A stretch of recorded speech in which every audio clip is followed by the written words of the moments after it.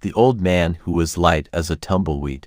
Long ago, in the wide Kazakh steppe, there lived a very poor old man. He was so light and thin that people called him Tumbleweed Old Man, because the wind could almost carry him away like a dry tumbleweed rolling across the steppe. He lived alone in a small hut and had almost nothing to eat, but the old man was clever and never complained about his life. One day, he found a piece of dried meat. For him, it was a great treasure. He lit a small fire and began to cook the meat in a pot. The smell of the cooking meat spread across the steppe. Suddenly, a giant came to his hut. The giant was big, strong, and very hungry. "Old man," said the giant, "I smell meat. Give it to me, or I will eat you instead."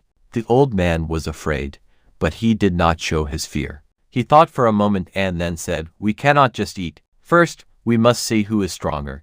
The giant laughed. "You? Stronger than me? Look at you. You are as light as a feather." But the old man said, "Let us test our strength. Do you see that big stone?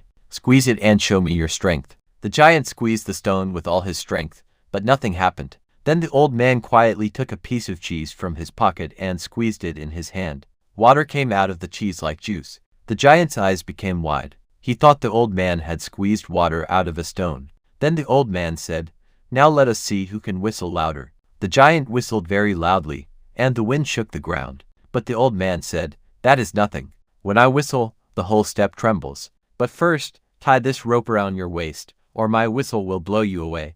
The giant believed him and tied the rope around himself. The old man tied the other end of the rope to a large tree. Then the old man made a small, whistling sound and quickly hid behind the tree. The giant tried to run away in fear, but the rope held him, and he thought the old man's whistle was so powerful that it held him in place. The giant became terrified and ran away as fast as he could, never returning again.